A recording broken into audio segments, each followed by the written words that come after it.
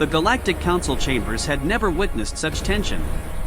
Representatives from 47 species sat in their designated pods, their various forms of communication creating a symphony of clicks, chirps, and electronic pulses that the universal translators worked overtime to decode.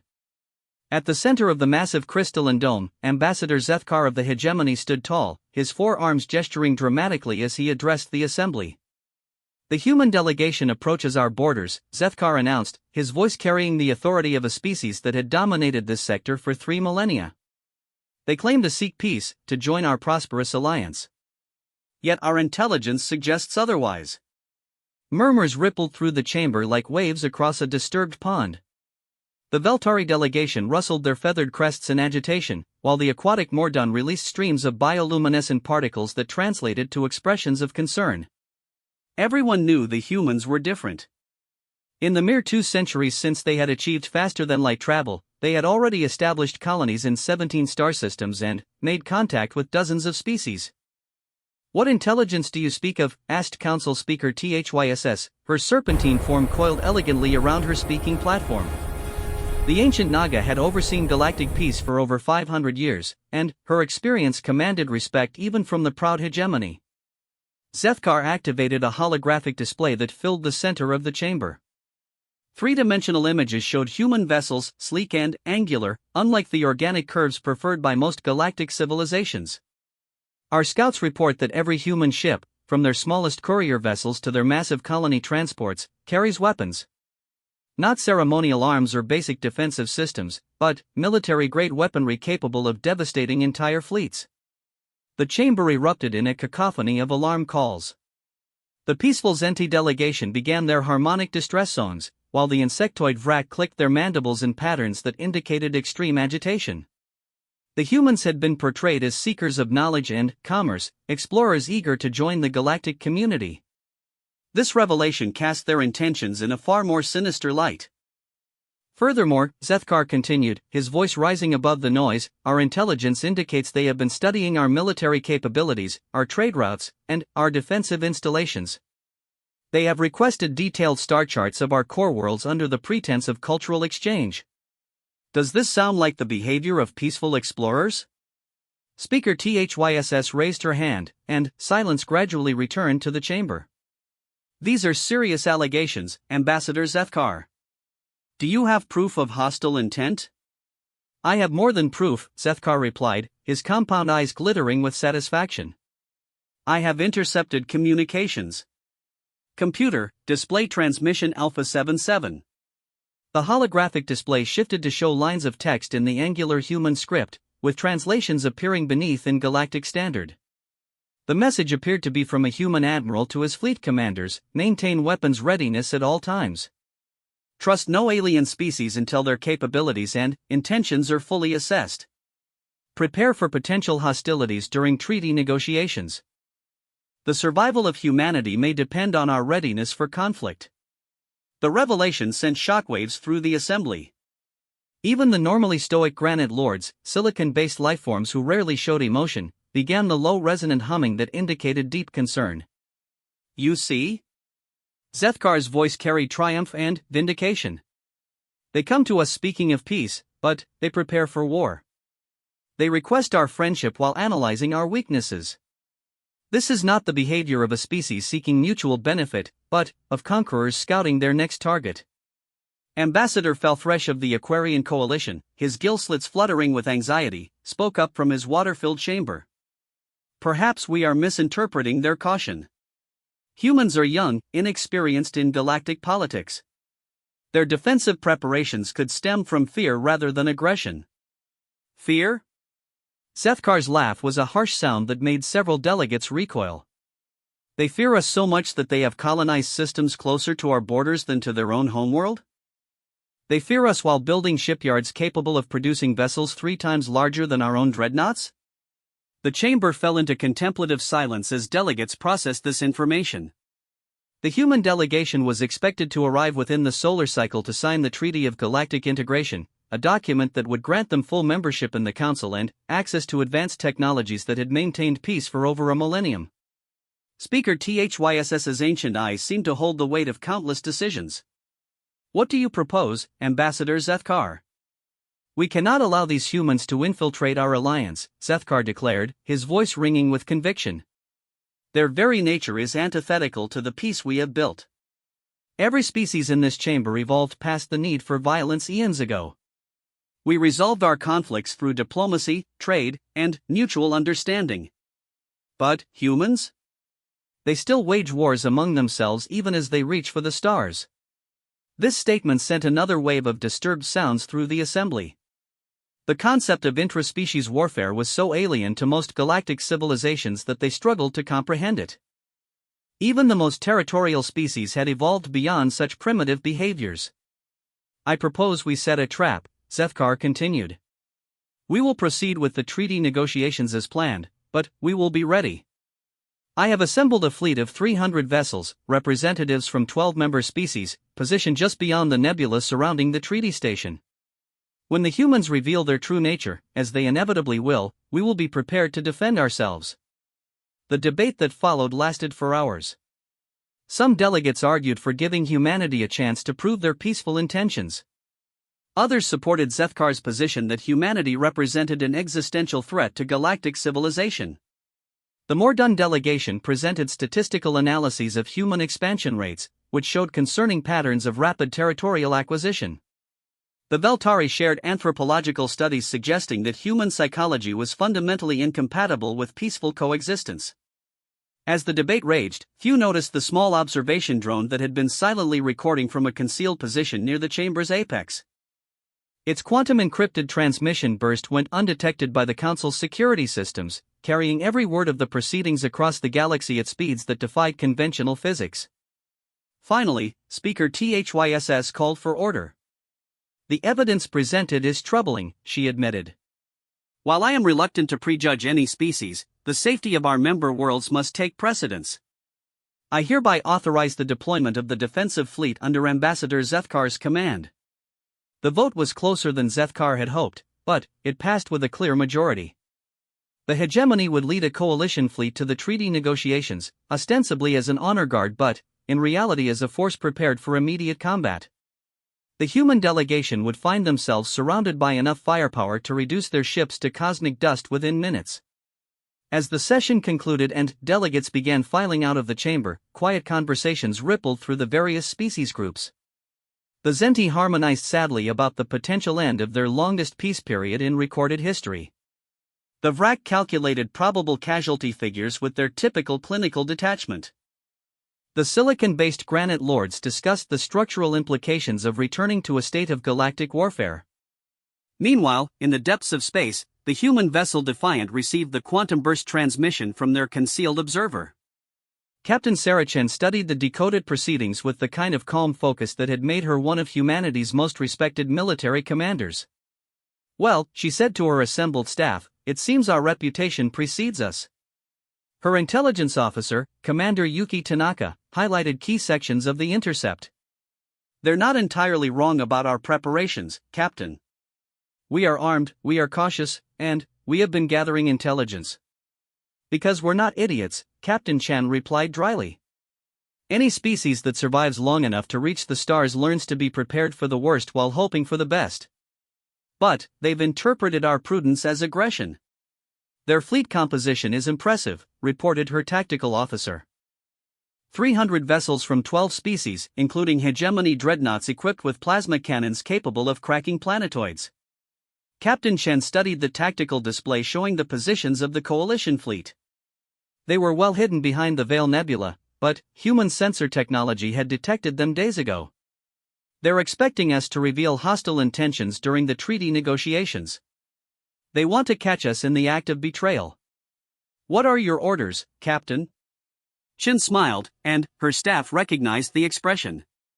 It was the same smile she had worn when outnumbered human forces had held the line at Kepler Station, when impossible odds had seemed like merely another tactical challenge to overcome.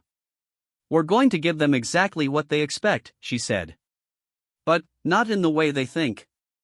The communication went out across the human fleet within minutes. Ships that had been proceeding in standard diplomatic formation began subtle maneuvers that would be invisible to long-range sensors but would position them for optimal effectiveness when the time came. Weapon systems that had been powered down to minimal levels began cycling through diagnostic routines that coincidentally left them moments away from full combat readiness.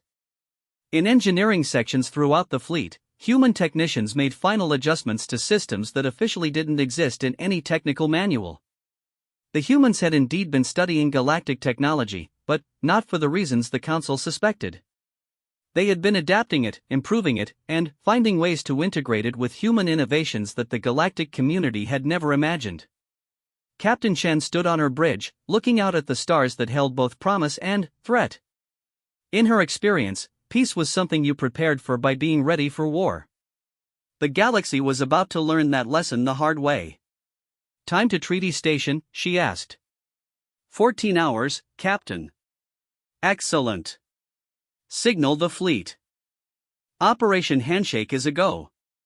As the human vessels continued their approach toward what the Galactic Council believed would be either a peaceful integration or a violent confrontation, none of the alien species realized that they had fundamentally misunderstood both human nature and human intentions. The humans weren't coming to conquer or to submit.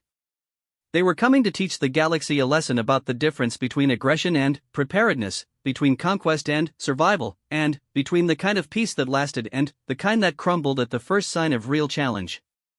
The treaty station grew larger on their view screens, a massive construct of alien technology that represented thousands of years of galactic cooperation. Soon, it would witness something entirely new: humanity's introduction to galactic politics.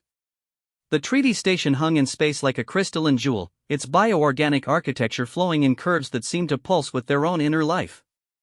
Constructed over centuries by the collective efforts of the Galactic Council, it represented the pinnacle of cooperative achievement. Massive viewing ports offered breathtaking vistas of the surrounding nebula, while internal gardens created by a dozen different species provided meeting spaces where beings could interact in environments suited to their various biologies. Captain Chen walked through the human delegation's assigned corridor, her dress uniform crisp and her bearing confident. Behind her, a carefully selected team of diplomats, scientists, and cultural specialists made their final preparations. To any observer, they appeared to be exactly what they claimed to be: representatives of a young species eager to join the galactic community. Ambassador Williams, Chen addressed the lead diplomat, a silver-haired woman whose decades of experience in international relations had prepared her for this moment. The council representatives are gathering in the main chamber. Are your people ready? Williams checked her tablet, reviewing the list of treaty provisions one final time. Ready as we'll ever be. Though I have to admit, knowing about the fleet waiting in the nebula does add a certain tension to the proceedings. That's the point, Chen replied. They want us off balance, expecting betrayal around every corner. Let's give them a performance they'll never forget. The main negotiation chamber was a marvel of alien engineering, with the ceiling open to the stars above and the floor designed to accommodate the wildly different physiologies of council species. Gravity fields adjusted automatically to provide optimal comfort for each delegate, while atmospheric processors ensured that everyone could breathe easily despite their vastly different biological requirements.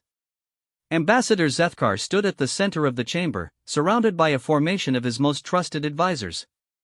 His four arms moved in elaborate gestures as he spoke with other council members, and his compound eyes tracked every movement of the arriving human delegation. The other species representatives filled their designated areas, the aquatic Mordun in their mobile water chambers, the crystalline shard singers creating harmonious tones that served as their form of speech, and dozens of others representing the full diversity of galactic civilization. Honored beings of the Galactic Council, Ambassador Williams began, her voice carried by translation systems to every corner of the chamber. Humanity comes before you today with open hearts and peaceful intentions. We seek not to dominate or conquer, but to contribute our unique perspectives and abilities to the greater good of all species. The words rang with sincerity, and Captain Chen noted how several council members leaned forward with interest. The Zenti delegation began a soft harmonious hum that indicated approval, while even some of the more suspicious hegemony representatives seemed to relax slightly. We bring gifts of knowledge, Williams continued, gesturing to her scientific attaché who activated a holographic display. Our research into quantum mechanics has yielded new insights into faster-than-light communication. Our agricultural techniques could increase food production on worlds previously considered only marginally habitable. Our medical advances could extend the lifespans and improve the quality of life for countless beings across the galaxy. The presentation was masterful, showcasing human innovations without revealing their full capabilities.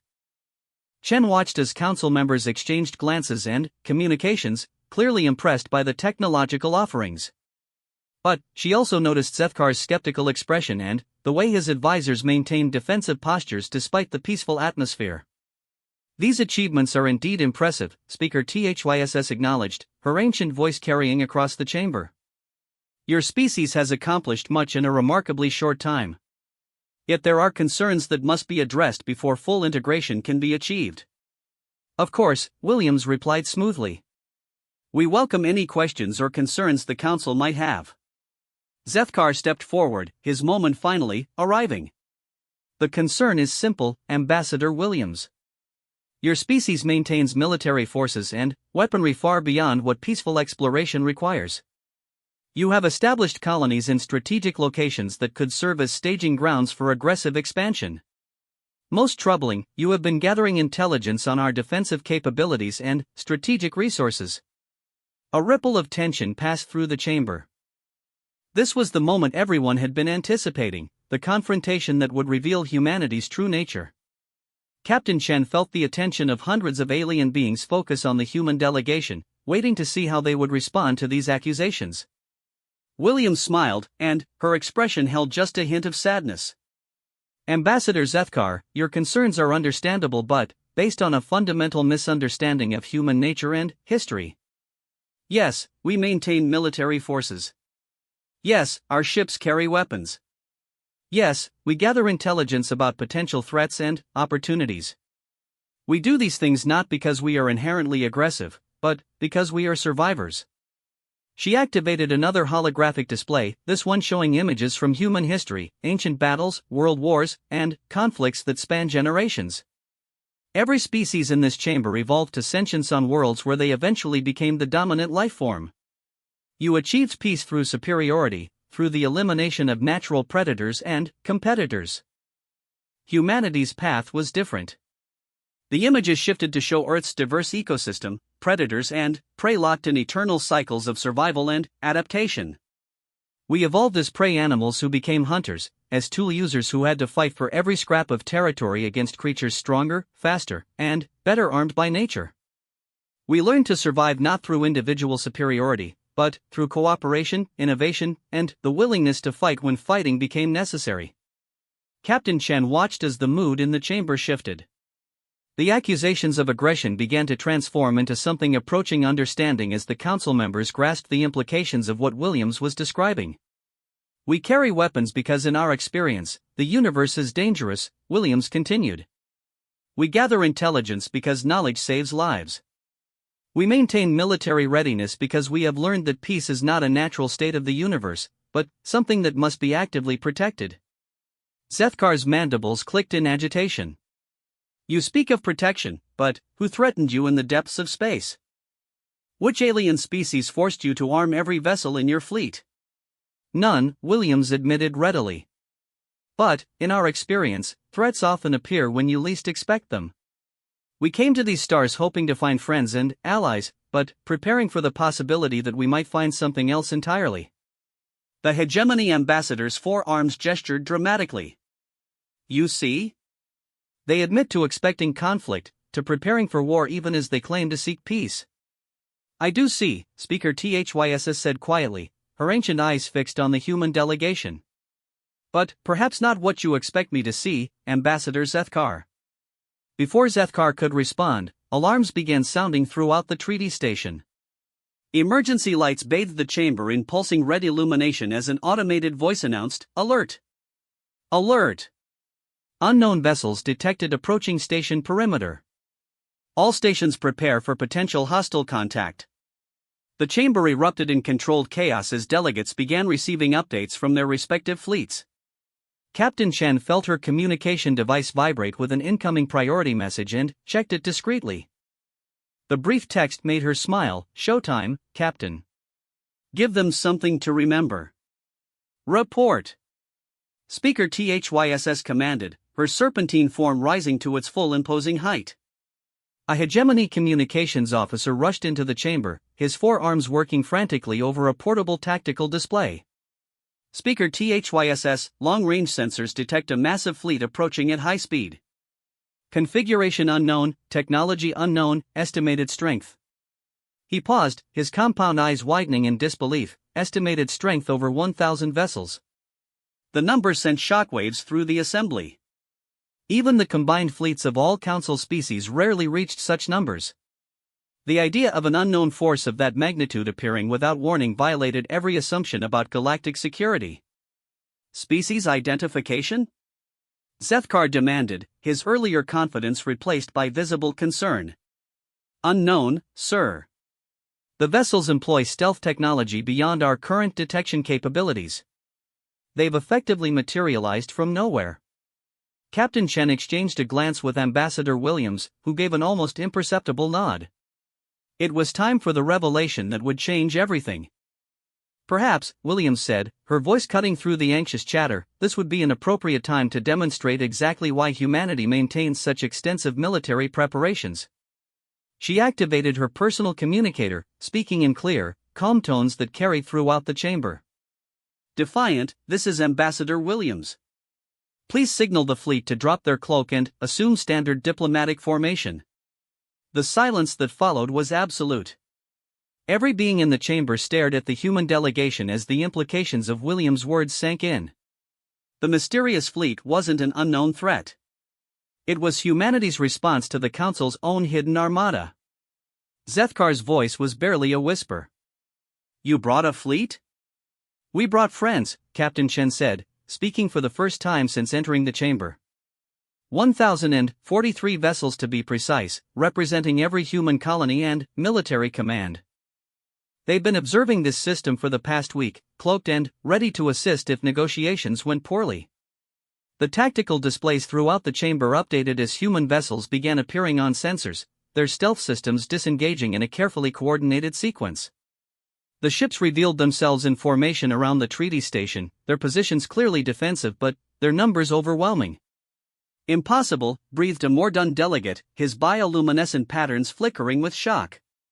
Our sensors detected nothing until now. Human sensor technology has certain advantages, Chen admitted modestly. We've had to become very good at both hiding and finding things that don't want to be found. It's a survival trait. Ambassador Zethkar's earlier composure had completely evaporated. You've surrounded us. This is exactly the kind of aggressive behavior we expected. Actually, Williams corrected gently, we've surrounded your fleet. The one you positioned behind the Veil Nebula with orders to destroy our ships if we showed hostile intentions. A fleet, I might add, that we detected 3 days ago and have been monitoring ever since. The revelation struck the chamber like a physical blow.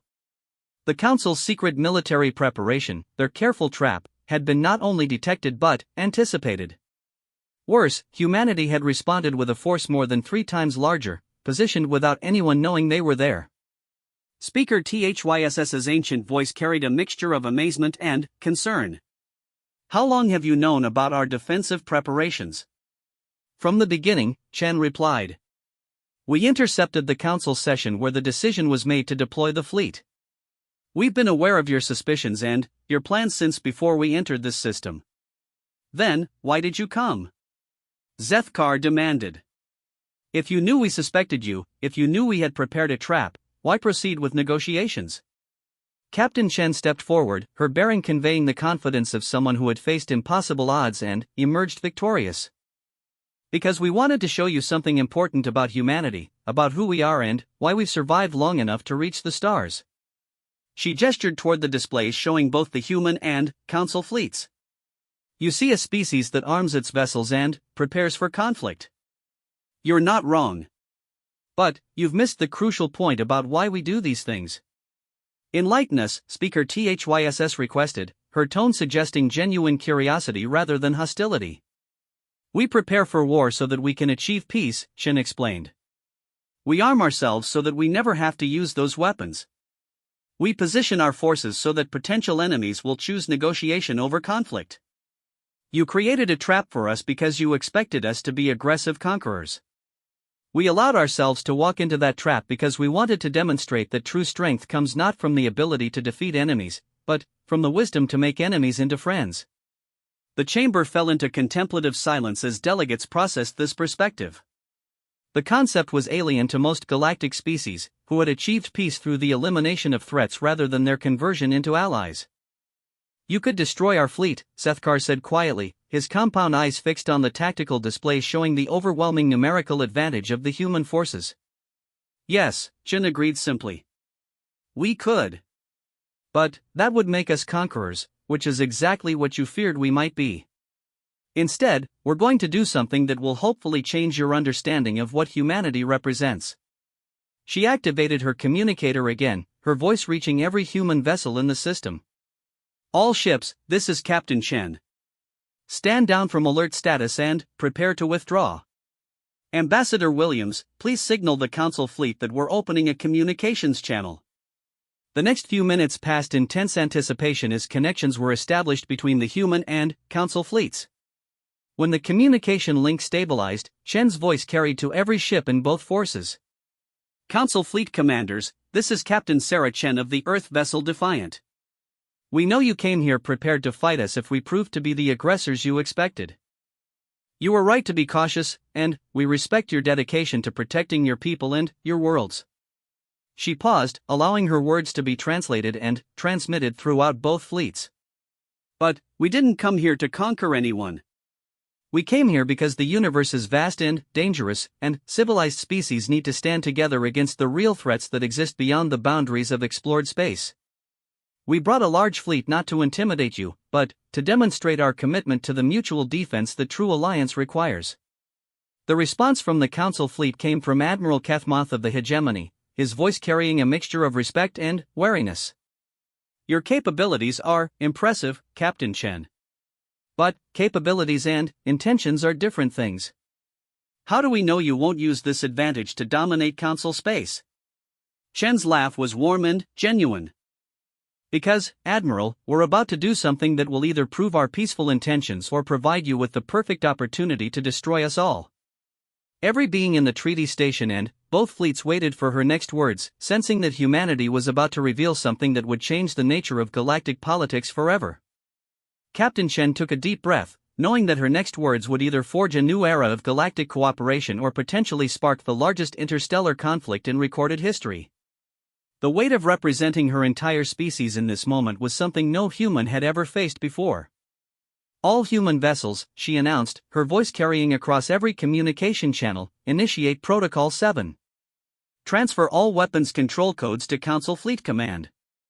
The silence that followed was deafening. In the treaty station chamber, delegates stared at the human contingent with expressions ranging from shock to disbelief. On the tactical displays, the readings from human ships began changing as weapons systems powered down and control protocols transferred to Council fleet computers. Ambassador Zethkar's compound eyes widened as his tactical officers confirmed the impossible. They're actually doing it. Every human vessel is transferring weapons authority to our command structure. Admiral Kethmoth's voice crackled over the communication system, his professional composure barely containing his amazement.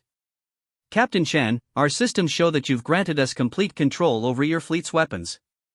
This is either the most elaborate deception in galactic history or we trust you not to abuse that power," Chen completed. "Admiral, you now have the ability to turn our own weapons against us. Every ship in the human fleet is effectively defenseless against Council forces. If we were the aggressors you suspected us to be, would we have just handed you the means to destroy us?" Speaker THYSS rose from her platform, her ancient form moving with a grace that belied her millennia of age. "This gesture is unprecedented in the history of galactic diplomacy. But it raises as many questions as it answers. Why would you take such an extraordinary risk?" Ambassador Williams stepped forward, her diplomatic training helping her find the words to explain concepts that had no equivalent in galactic politics. "Because true alliance requires trust, and trust requires vulnerability. Anyone can claim peaceful intentions while maintaining the ability to act otherwise. We're proving our sincerity by placing ourselves completely at your mercy." "But why?" Zethkar demanded, his earlier hostility replaced by genuine confusion. Your fleet outnumbers ours 3-1. Your technology appears superior to ours in several key areas.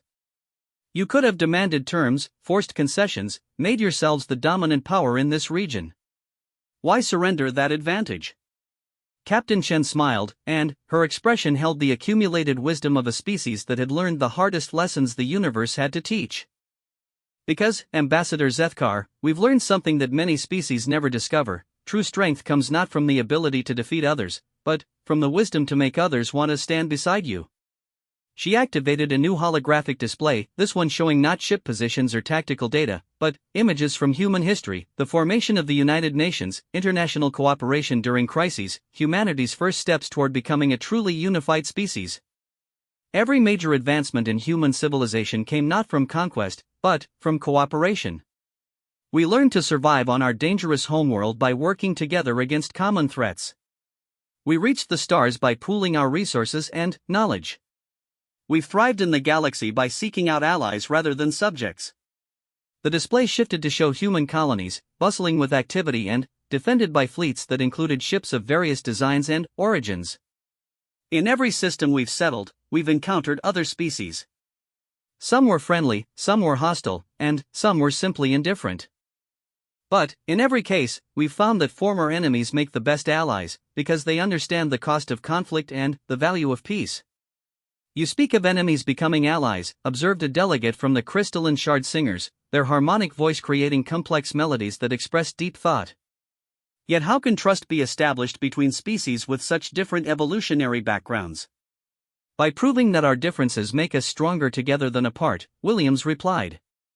Humanity brings certain capabilities to any alliance, our adaptability, our innovation under pressure, our willingness to take calculated risks for long-term benefits. But, we also recognize that we have weaknesses that other species can compensate for. She gestured toward the diverse assembly of council representatives. The Mordun understand biological systems in ways we're only beginning to grasp. The Shard Singers process information at speeds that exceed our fastest computers. The hegemony has maintained stable interstellar governance for thousands of years.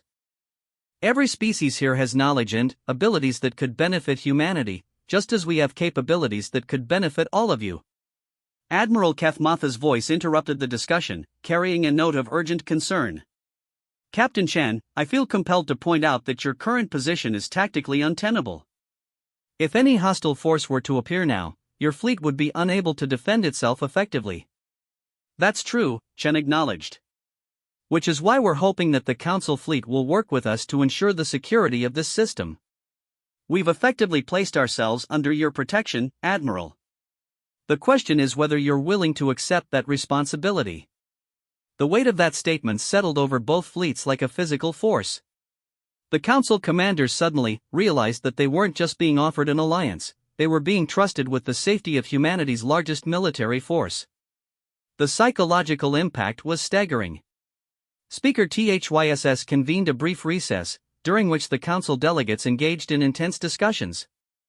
Captain Chen watched as groups formed and reformed, species that rarely agreed on anything finding common ground in their amazement at humanity's unprecedented gesture. When the session resumed, the atmosphere in the chamber had fundamentally changed.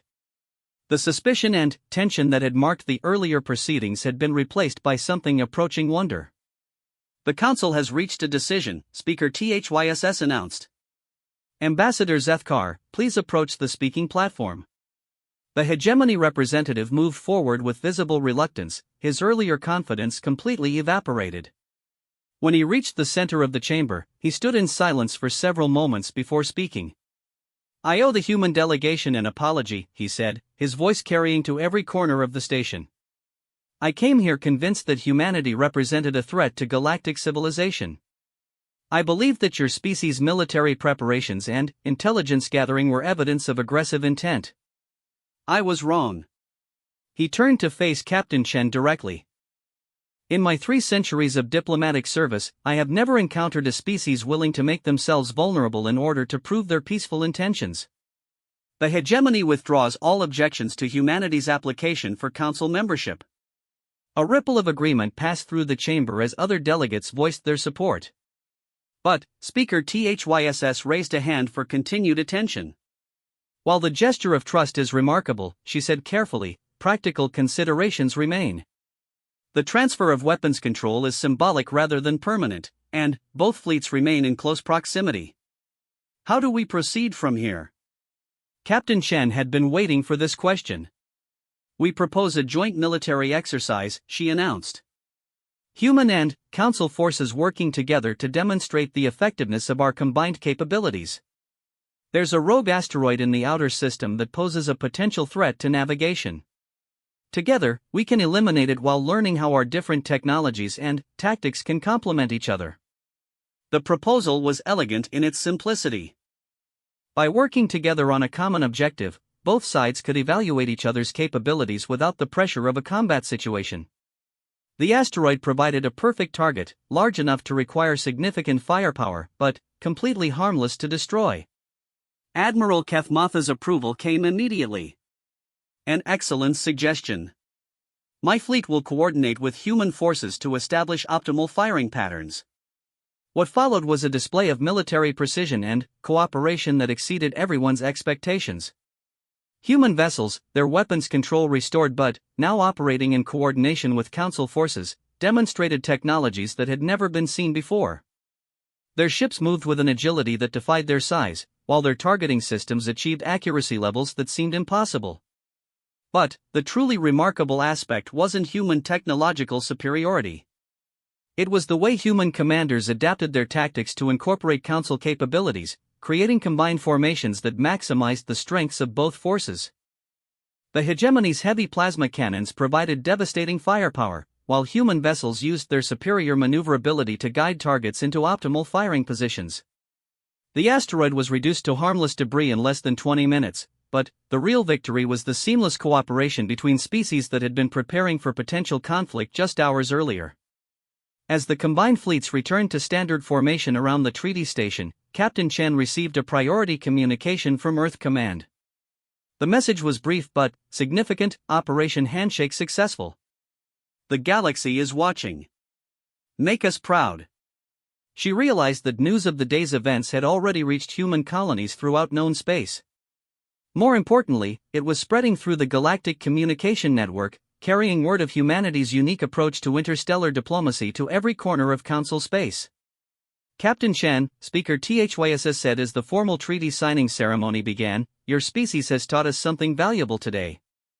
You've shown us that true strength lies not in the ability to impose one's will on others, but in the wisdom to inspire others to share your vision."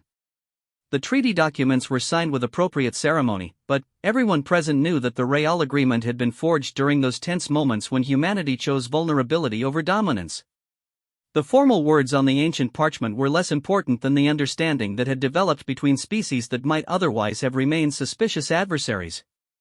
As the ceremonies concluded and delegates began preparing for departure, Ambassador Zethkar approached the human contingent one final time. "Captain Chen," he said, his forearms moving in gestures that human xenologists recognized as expressions of deep respect, "I have one final question. Today's events were clearly planned in advance.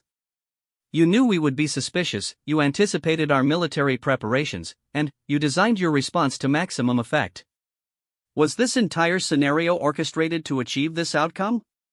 Chen smiled, her expression holding both satisfaction and genuine warmth. "Ambassador Zethkar, we prepared for multiple contingencies. If you had welcomed us with open arms, we would have responded with appropriate gratitude.